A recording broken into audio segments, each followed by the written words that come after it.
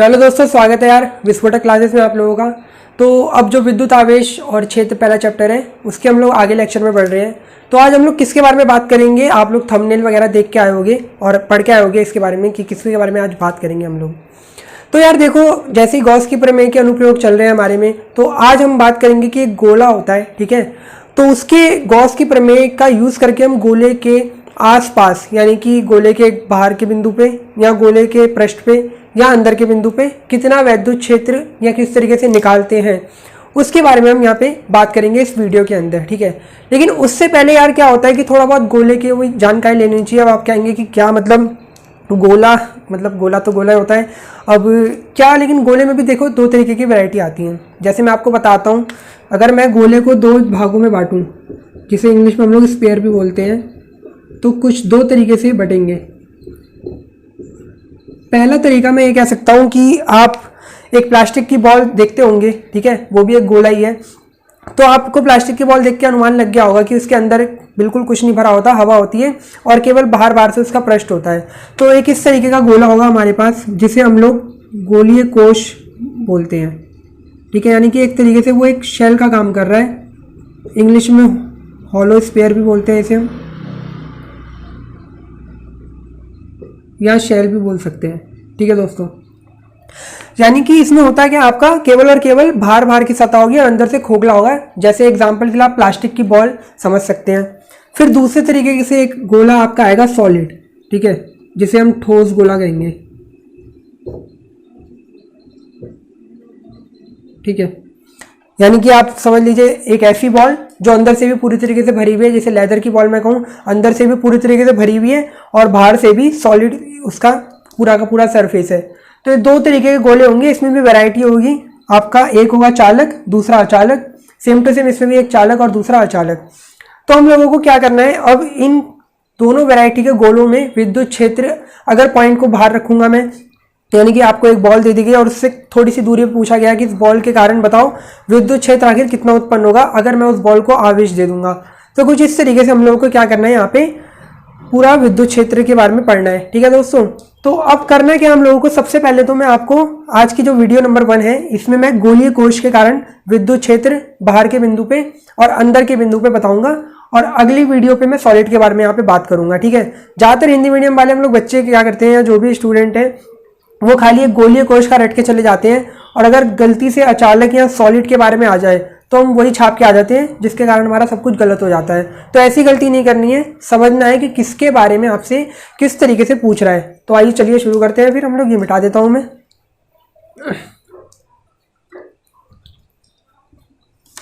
तो हेडिंग अब आप लोग क्या लगाएंगे, आप लोग लगाएंगे गोलीय कोश के कारण विद्युत क्षेत्र की तीव्रता, ठीक है दोस्तों, ये आपकी हेडिंग होगी। तो दोस्तों देखो, हेडिंग डल चुकी है, गोलीय कोश के कारण विद्युत क्षेत्र की तीव्रता।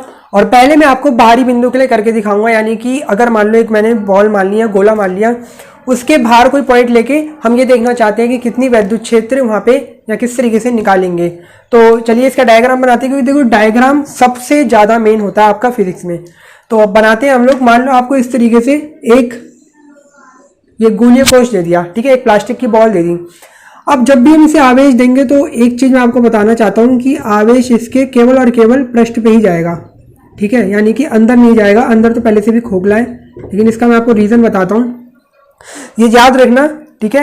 ये चालक है एक तरीके का, यानी कि जो मैंने बॉल ली है वो चालक है, यानी कि उसमें विद्युत धारा बहुत तेजी से प्रवाहित होगी, और जब इसे आवेश दूंगा तो वो इसके पृष्ठों पर जाएगा। आप इमेजिन करिए कि आपको एक प्लास्टिक की बॉल दे दी और एक पानी के नीचे आपको बॉल लेके खड़ा होना है, ठीक है। आप जब बॉल के ऊपर पानी डालेंगे, समझ रहे हैं ना इसके बारे में, बॉल के ऊपर जैसे ही पानी डालोगे आप लोग, तो सारा का सारा पानी उसके पृष्ठ पे पड़ के नीचे की तरफ आ जाएगा, यानी कि एक भी पानी की बूंद प्लास्टिक की बॉल के अंदर नहीं जाएगी। तो कुछ इसी तरीके से समझ लो, वो पानी क्या है, एक आवेश का काम कर रहा है, ठीक है। आवेश का काम भी तो फ्लो करने का ही होता है, एक तरीके से पानी का ही हम कह सकते हैं। तो पानी जो हमने डाला, यानी कि आवेश जिसे मैं मान के चल रहा हूँ, वो केवल और केवल इसके पृष्ठ पे गया, ना कि इसके अंदर। इस तरीके से आप इमेजिन कर सकते हैं या मान सकते हैं इसे, ठीक है। अब हमें करना है क्या है, ये मैंने एक केंद्र इसका O मान लिया और कैपिटल R त्रिज्या का ये गोला हमें दिया हुआ है, ठीक है। इसको हमने प्लस क्यू आवेश दिया, जो कि इसके पृष्ठ पे कुछ इस तरीके से बट चुका है। अब यहाँ से स्मॉल r दूरी पे कहीं यहाँ, ठीक है, स्मॉल r दूरी है ये, जहाँ पे हमसे कह रहा है कि बताओ अगर कोई पॉइंट रख दे, हम लोग P पॉइंट रख दे या कुछ भी पॉइंट रख दे, तो बताओ यहाँ पे कितना विद्युत क्षेत्र उत्पन्न होगा या उसकी तीव्रता किस तरीके से निकालेंगे, ये हमारा सवाल है डेरिवेशन। ठीक है दोस्तों, तो गॉस की प्रमेय से करना है। तो गॉस जो हमारे साइंटिस्ट थे उन्होंने क्या करा, उन्होंने जो मेन जिनकी आकृति थी उनका गॉस की प्रमेय से निकाल के दिखाया हमें। उन्होंने बोला कि देखो हमें अगर किसी भी तरीके से विद्युत क्षेत्र निकालना है with the help of Gauss की प्रमेय यानी कि गॉस थ्योरम से, तो जिस बिंदु पर निकालना है उसके चारों तरफ अपने आप से क्या करो, एक गॉसियन पृष्ठ खींच दो, यानी कि एक ऐसा पृष्ठ खींच दो जिससे विद्युत क्षेत्र निकाला जा सके। तो कुछ इस तरीके से एक मैंने उसी आकृति का एक थोड़ा सा गोल बना लेंगे, इसे एक गॉसियन पृष्ठ खींच दिया। ठीक है, गॉसियन पृष्ठ क्या होता है, एक तरीके का काल्पनिक पृष्ठ होता है जो हम अपनी मदद के लिए विद्युत क्षेत्र की तीव्रता निकालने के लिए यूज करते हैं। ठीक है, और ध्यान रखना आकृति सेम टू सेम उसकी वैसी होनी चाहिए जिसके बारे में हम बात कर रहे हैं। ठीक है, यानी कि अगर मैं गोले की बात कर रहा हूँ तो गॉसियन पृष्ठ में मैंने देखो एक गोला ही खींचा है। ठीक है, इसको बारे में याद रखना आप लोग, थोड़ा गोला लग नहीं रहा है लेकिन आप समझ लीजिए गोला ही है। तो यहाँ कहीं P बिंदु है। ठीक है दोस्तों, अब इस बिंदु पे हमें सारी बात करनी है, हमें विद्युत क्षेत्र की तीव्रता निकालनी है। तो सबसे पहले इस P बिंदु पे हम लोग क्या करेंगे, एक विद्युत क्षेत्र की तीव्रता की दिशा दिखाएंगे जो कि बाहर की तरफ होगी। ऐसा क्यों होगा, क्योंकि प्लस चार्ज के कारण किसी भी पॉइंट पर तीव्रता हमेशा दूर की तरफ होती है, चार्ज से हमेशा दूर की तरफ। तो ये पूरा का पूरा प्लस चार्ज है, इससे हमेशा दूर की तरफ भागेगी। और इसका फिर हमें यहाँ पे क्षेत्रफल सदिश में निकालना होगा, एरिया वेक्टर, जो कि कुछ बाहर की तरफ आएगा। ठीक है दोस्तों, क्योंकि अगर मैं बॉल को जहाँ से देखूंगा वहाँ से उस पर लंब गिरा दूंगा परपेंडिकुलर, तो हमेशा बाहर की तरफ ही जाएगा। तो दोनों एक दिशा में हो गए। तो इतना सा काम तो सबसे पहले हमें करना है कि जिस पॉइंट पे हम मान के चल रहे हैं, और ऐसा नहीं P पॉइंट पे नहीं यही माना, कहीं पे भी आप मान लो P point, same to same दोनों की दिशा यही होगी। अगर यहाँ पे मान रहा हूँ मैं इस तरीके से, तो भी देखो प्लस के कारण E वेक्टर कुछ ये आएगा। ठीक है, और DA वेक्टर कुछ बाहर की तरफ आएगा। तो ऐसा नहीं है कि कहीं पे भी मान लो, अब एक जगह मानने से कोई फर्क नहीं पड़ेगा इसमें। तो अब करना क्या हम लोगों को यार, मतलब ये चीज़ तो निकाल दिया। अब फ्लक्स की बात करेंगे यार, ये देखना चाहता हूँ मैं कि इस P बिंदु से कितना फ्लक्स निकल रहा है, यानी कि P बिंदु छोड़ो, अब मैं ये पूरे गॉसियन पृष्ठ की बात कर लेता हूँ सीधा डायरेक्ट। ठीक है, ये बात करूंगा कि पूरे गॉसियन पृष्ठ से आखिर कितना विद्युत फ्लक्स निकल रहा है, तो उसी की बात करते हैं। आइए अब शुरू करते हैं अपना डेरिवेशन। तो सबसे पहले हम करेंगे गॉसियन पृष्ठ से होकर गुजरने वाला कुल फ्लक्स। ठीक है दोस्तों, जो हमने ये डॉट डॉट सा बनाया है ये गॉसियन पृष्ठ है। अब मैं ये देखना चाह रहा हूँ कि इस पूरे गॉसियन पृष्ठ से यानी कि बाहर बाहर वाले से कुल फ्लक्स कितना निकल रहा है। तो कैसे निकालूंगा मैं, फाई इक्वल या फाई ई से डोनेट कर देते हैं। इंटीग्रेशन का निशान क्यों, क्योंकि अगर मैं छोटे से के लिए निकालता तो मैं डी फाई लगाता, लेकिन मैं बात कर रहा हूँ इस पूरे बड़े से गॉसियन पृष्ठ की, तो पूरे का समाकलन करते हुए चल रहे हैं हम लोग। और फ्लक्स किस तरीके से निकालते हैं, E vector dot D A vector. अगर आपने विद्युत फ्लक्स की वीडियो नहीं देखी तो हमारे चैनल पर जाके जल्दी से देख लो, क्योंकि अगर वो नहीं समझ में आएगा तो फिर ये आगे की चीज़ें थोड़ी मुश्किल तो पड़ेंगी और बिल्कुल समझ नहीं आएंगी। इसको और आगे बढ़ाता हूँ तो आपको पता है किस तरीके से खुलेगा, E D A cos theta. Theta angle होता है ई वेक्टर और डी ए वेक्टर के बीच का। तो आपको चित्र से डायग्राम से साफ पता चल रहा है कि दोनों के बीच का एंगल कितना होगा, 0, क्योंकि सेम डायरेक्शन में है दोनों, तो कॉस 0। और जब इसे सॉल्व करूंगा तो ई डी ए, क्योंकि कॉस 0 का मान 1 होता है। अब दोस्तों देखो करना क्या है, यहाँ पे एक चीज़ तो जब मैं थ्योरी लिखूंगा इसकी, कि माना जो हम लिखते हैं कि एक कैपिटल आर त्रिज्या का एक गोलीय कोश है, इससे स्मॉल आर दूरी पे बाहर की तरफ एक पी बिंदु मान लिया, तो यहाँ पे मैं एक चीज़ बोल सकता हूँ कि जो हमने विद्युत क्षेत्र लिया है इसके आसपास वो एक समान लिया है। और अगर नहीं भी बोल रहा मैं तो आप इस तरीके से समझो, ये पी बिंदु यहाँ पे है, अगर मैं इसको यहाँ पे लेता, दूरी स्मॉल आर सेम रहती, क्योंकि एक मैंने गोला बनाया है और एक त्रिज्या इसकी सेम मान के चल रहे हैं हम लोग, तो यहाँ पे इसकी दूरी समान रहती और जो आवेश है वो भी समान रहता, तो विद्युत क्षेत्र अपने आप एक समान सा सब जगह होगा, कहीं पे भी पॉइंट में ले लूँ। ठीक है, नहीं तो आप सीधा सीधा वहाँ पे लिख सकते हैं कि एक समान विद्युत क्षेत्र है। अब एक समान विद्युत क्षेत्र बोला है तो इंटीग्रेशन के साइन से यहाँ पे ई बाहर आ जाएगा। ठीक है, अंदर क्या बचेगा, केवल डी ए। अब जब आप इसे आगे सॉल्व करेंगे तो ई ऐसे का ऐसे ही रहेगा। अब डी ए देखो, इंटीग्रेशन करना है पूरे एरिया का, किसका इंटीग्रेशन कर रहे हैं हम, ये बाहर बाहर वाले पृष्ठ का, यानी कि गॉसियन पृष्ठ डॉट डॉट डॉट वाले का। तो इसकी त्रिज्या कितनी है, स्मॉल आर, ठीक है।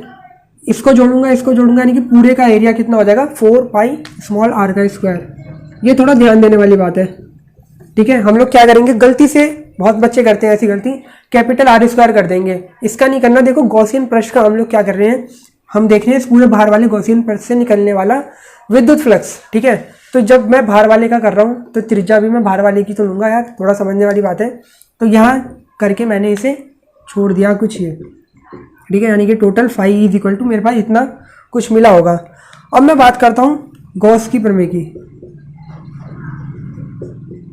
गॉस की प्रमेय से,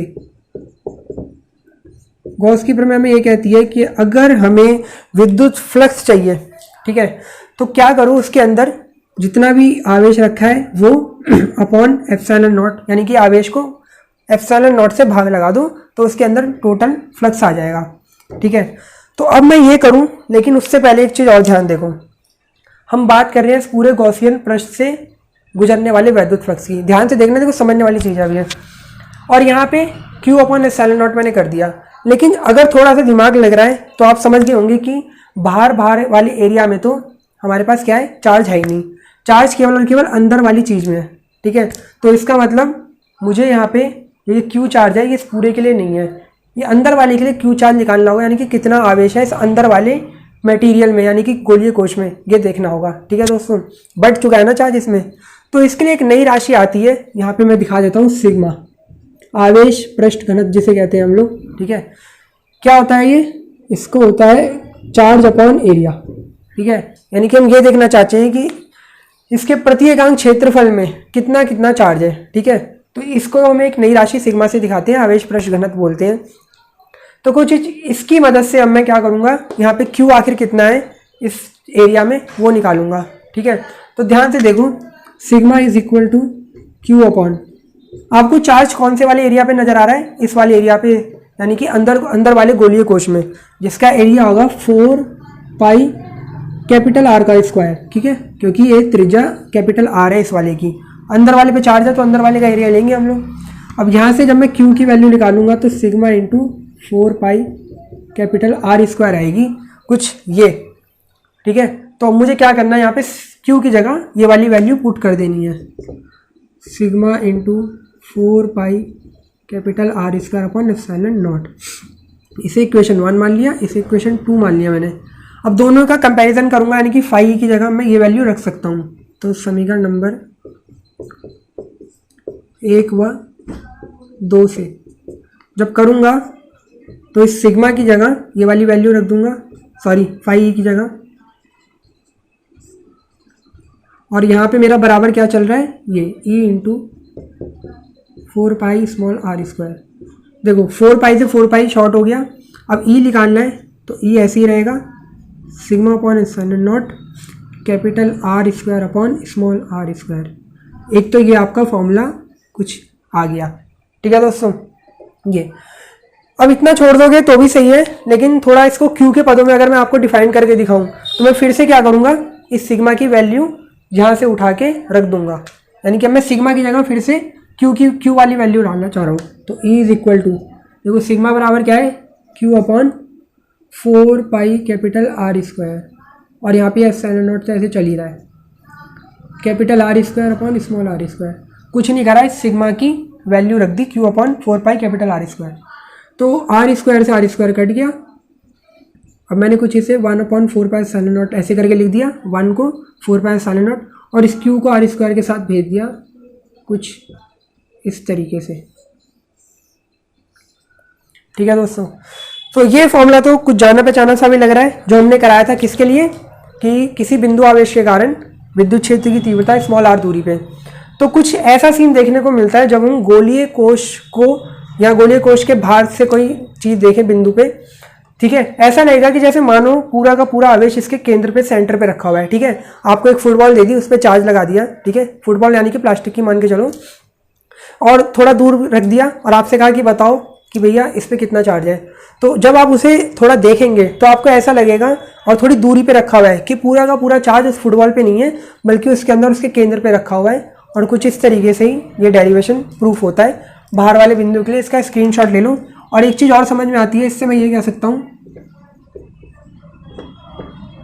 ये यानी कि E जो है वो व्युत्क्रमानुपाती है 1/r² के, यानी कि जैसे ही हम दूरी बढ़ाते रहेंगे तो हमारा विद्युत क्षेत्र क्या होगा, घटता रहेगा। जैसे ही दूरी बढ़ाऊंगा यार, जितनी दूर जाऊंगा ठीक है उतनी दूर उसका अभाव कम होता रहेगा हम लोगों को। तो ये तो आपका था बाहर वाले बिंदु के लिए, एक बार देख लो आप लोग। ठीक है, अब हम करेंगे अगला क्या, ये इसके अंदर अगर बिंदु होगा, प्रश्न पे नहीं कराऊंगा, प्रश्न पे बहुत सिंपल होता है, तो इसका स्क्रीनशॉट ले लो आप लोग। ठीक है दोस्तों, तो दोस्तों देखिए ये तो हमारा बाहरी बिंदु के लिए था। एक चीज और ध्यान रखने वाली बात यह है कि ये जो चार्ज हमने इसको दिया, ठीक है, ये इस पे एक समान रूप से पूरी तरीके से इसके पृष्ठ पे फैल जाएगा।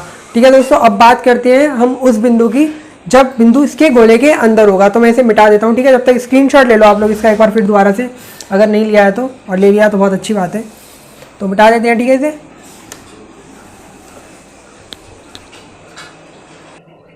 तो दोस्तों अब देखिए बात करते हैं आंतरिक बिंदु। आंतरिक बिंदु का मतलब अब हम क्या करेंगे, एक स्फीयर को फिर से चार्ज करेंगे और वो उसके पृष्ठ पे जाएगा। ठीक है, लेकिन अब जो है विद्युत क्षेत्र की तीव्रता हम उसके कहीं अंदर जाके देखेंगे कि किसी पॉइंट पे अगर अंदर गए हम लोग उस गोलीय कोश के जो आपका है, तो उसके अंदर कितनी विद्युत क्षेत्र की तीव्रता होगी। ठीक है दोस्तों, तो आइए डायग्राम बनाना स्टार्ट करते हैं, किस बात की देरी। तो अब जो है मैं थोड़ा बड़ा बना देता हूँ ये गोलीय कोश। इस तरीके से बड़ा क्यों बनाया, क्योंकि यार अब जो है हमें इसके अंदर जाके चार्ज का हिसाब देखना है क्या होगा।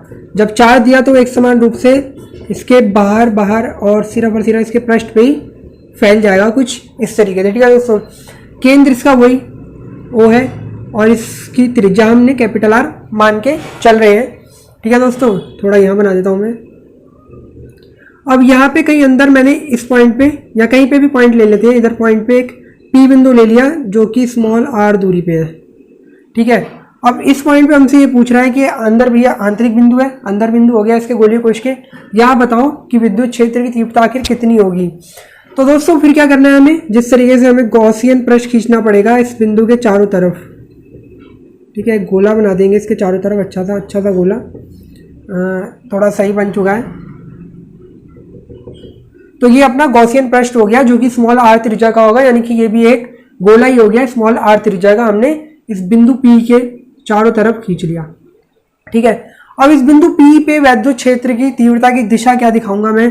ठीक है, हमेशा बाहर की तरफ ही होगी। क्यों बाहर की तरफ होगी, देखो अगर क्या कहते हैं ये प्लस Q चार्ज यहाँ पे है, तो यहाँ पे बिंदु P से हमेशा दूर की तरफ होगी कुछ ये, लेकिन मैं यहाँ पे नहीं दिखाऊंगा, अभी छोड़ देते हैं इस चीज को। और डीए वेक्टर तो हमेशा बाहर की तरफ ही होगा, ये बात भी क्लियर है अगर मैं उस चीज को बाहर से देख रहा हूँ। ठीक है, यानी कि बिंदु P के लिए अगर मैं अंदर बैठ के इसको देखूंगा तो कुछ डायरेक्शन मेरे लिए अलग होगी, और अगर मैं बाहर से देखूंगा तो अलग होगी। इमेजिन करूं अगर मैं ऐसे यूं बाहर से देख रहा हूं बिंदु P को, ठीक है, तो भैया प्लस चार्ज तो यहाँ बाहर पृष्ठ पे है।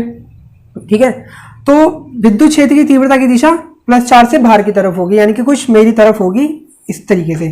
ठीक है, एरो यहाँ पे दिखाएगा, कुछ इस तरीके से होगी तीव्रता, और डीए वेक्टर भी बाहर की तरफ ही ऐसे होगा।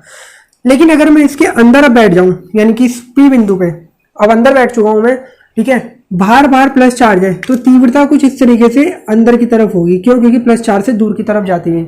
ठीक है, कुछ ये तीव्रता होगी इसकी। और अगर मैं इसके अंदर हूं तो जहां से देख रहा हूं वहां से इस पे लंब गिरा दूंगा तो भी एक समान तीव्रता ही, यानी कि दोनों की दिशा विद्युत क्षेत्र की भी और डीए वेक्टर जो हमारा होगा क्षेत्रफल सदिश उसकी भी दिशा वही होगी अगर अंदर से देखूंगा। इमेजिन इस तरीके से करो आप लोग। ठीक है दोस्तों, तो यहाँ दिखाने की इतनी जरूरत नहीं है क्योंकि अभी जो रिजल्ट आएगा ना उसमें यहाँ पे कोई फायदे वाली बात नहीं है। ठीक है, ये बात मान के चल रहे हैं हम लोग। और फिर वही गॉसियन पृष्ठ से होकर गुजरने वाला वैद्युत फ्लक्स निकालते हैं। तो आइए शुरुआत करता हूँ यहाँ पे। गॉसियन पृष्ठ से गुजरने वाला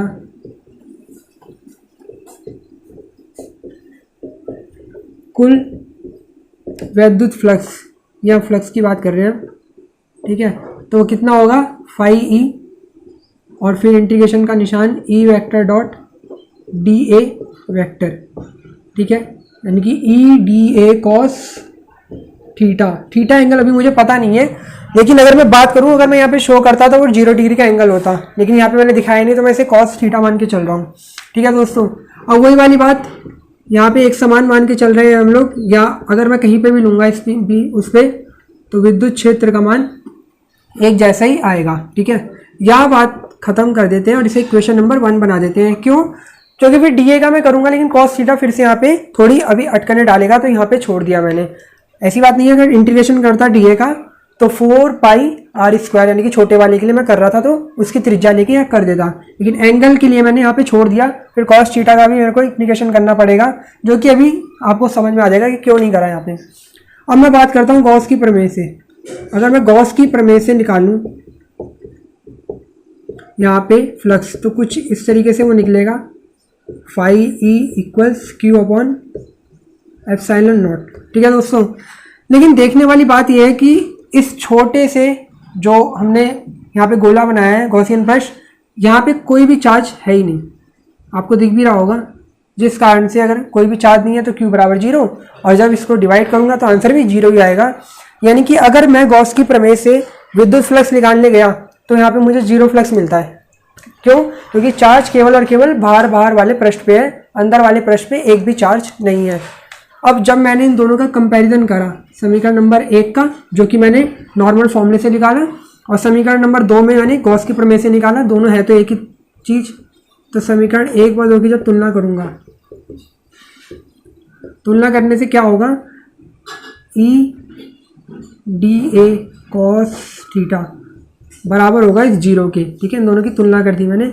अब जब सब चीज़ एक दूसरे के 0 के बराबर है तो ई भी कितना मिला, 0। तो ये तो बहुत ही अच्छी चीज़ है, समझ आई हम लोगों को कि अगर हम यहाँ पे अंदर जाएंगे किसी गोलीय कोश के और वहाँ विद्युत क्षेत्र देखने की कोशिश करेंगे तो हमें 0 रिजल्ट मिलेगा, यानी कि किसी गोलीय कोश के अंदर विद्युत क्षेत्र 0 होता है। ठीक है दोस्तों, तो इसका स्क्रीनशॉट ले लो आप लोग, समझ आ गया होगा आप लोगों को। अंदर कोई चार्ज ही नहीं है, और जब तक चार्ज नहीं है तो विद्युत क्षेत्र का तो नामो निशान तक होगा ही नहीं, क्योंकि चार्ज के आसपास विद्युत क्षेत्र बनता है, अंदर नहीं बनेगा क्योंकि अंदर कोई चार्ज ही नहीं है। स्क्रीनशॉट ले लो। अब मैं आपको एक ग्राफ बना के दिखाता हूँ। ठीक है दोस्तों, अब इसमें एक क्वेश्चन भी आता है कि अगर मान लो बारिश हो रही हो, बिजली कड़क रही हो, तो कहाँ जाना ज़्यादा सही रहेगा? नंबर फर्स्ट, घर के अंदर, पेड़ के नीचे, या गाड़ी के अंदर। तो गाड़ी के अंदर जाके बैठ जाओ, क्योंकि वहाँ पे वो एक गोलीय कोश का काम करेगा, अंदर विद्युत फ्लक्स ही नहीं होगा। तो इसे मिटा देता हूँ। अब ग्राफ बनाते हैं हम लोग। देखिए दोस्तों, ग्राफ कैसे बनेगा। ग्राफ क्या है, ग्राफ में कुछ नहीं करना हमें, विद्युत क्षेत्र और दूरी के बीच, यानी कि विद्युत क्षेत्र की तीव्रता और दूरी के बीच एक ग्राफ बना रहा हूँ मैं कुछ इस तरीके से। ठीक है, ये अपनी आर दूरी हो गई इधर, और ये विद्युत क्षेत्र की तीव्रता हो गई इधर। यहाँ पे एक मैंने गोला ले लिया कुछ इस तरीके से, थोड़ा सही सा बना लो यार, ये हो गया अपना गोला। ठीक है, यहाँ पे बात करते हैं, इसका केंद्र होगा कहीं ना कहीं, जो ओ मान के हम लोग चल रहे थे। अब यहाँ पे ये पृष्ठ है, पृष्ठ से इसको यहाँ तक इस तरीके से मैंने dot dot dot dot dot ये बना दिया। ठीक है, तो यहाँ पे विद्युत क्षेत्र अपना क्या था, E बराबर 0, क्योंकि देखो ये अंदर आंतरिक बिंदु की बात हो रही है, सेंटर से लेके अंदर तक कहीं पे भी पॉइंट ले लूँ, यहाँ ले लूँ, यहाँ ले लूँ, यहाँ ले लूँ, कहीं पे भी ले लेता हूँ। जैसे मैंने प्रूफ करके दिखाया, तो विद्युत क्षेत्र 0 आया, तो यहाँ पे इसकी लाइन क्या होगी, 0, क्योंकि जमीन से टच करती हुई, क्योंकि दूरी उसकी 0 है। अब जैसे ही मैं आगे बढ़ा, ठीक है, यानी कि इस पोजीशन पे, और सबसे ज़्यादा उसके पृष्ठ पे होगी। पृष्ठ पे मैंने करके नहीं दिखाया, पृष्ठ के लिए आपको कुछ नहीं करना, स्मॉल r बराबर कैपिटल R रख दोगे, जो कि त्रिज्या के बराबर होगी इसकी, तो हो जाएगा। फिर जब मैं आगे बढ़ूंगा तो ये कुछ इस तरीके से इसका ग्राफ मिलेगा हम लोगों को, जो कि डोनेट करेगा 1/r² को। तो कुछ ये ग्राफ टोटल हमें मिला, क्या, यहाँ से 0, अंदर तक का 0, पृष्ठ पे सबसे ज़्यादा, और फिर जैसे ही हम पृष्ठ से आगे बढ़ेंगे, यानी कि बाहर वाले बिंदु पे, तो वहाँ पे विद्युत क्षेत्र की तीव्रता दूरी के साथ साथ घटती हुई नजर आएगी हम लोगों को। ठीक है दोस्तों, ये यहाँ पे कैपिटल R का जो हमने चलिया था गोलीय कोश, तो ये ग्राफ बनेगा गोलीय कोश का अंदर वाले बिंदु के लिए और यहाँ से बाहर वाले बिंदु के लिए, और पृष्ठ पे सबसे अधिकतम होगा। ठीक है, तो ये हमारी पहली वीडियो थी, भाग 1 गोलीय कोश वाला। अब जो दूसरे के बारे में बताऊंगा मैं, सॉलिड के बारे में बताऊंगा, यानी कि एक अचालक है। और एक बात और, ये तो मैंने दोनों आपको बताए, ये आपके चालक और कुचालक ठीक है। गोलीय कोश में चालक और कुचालक में दोनों में एक ही रिजल्ट लगता है, तो दोनों के लिए सेम यही वीडियो बनेगी, वो सॉलिड वाले गोले के ऊपर बनेगी। तो उसके लिए आपको कल तक का वेट करना होगा, मैं कल उसकी वीडियो बना दूंगा। इसी तरीके से बने रहिए, और अगर आपको अच्छा लगे यार ये वीडियो तो लाइक करो, और लाइक करो, लाइक, ठीक है, ये नहीं लाइक करना है, और वीडियो को शेयर करो और बने रहो चैनल के साथ। Thank you.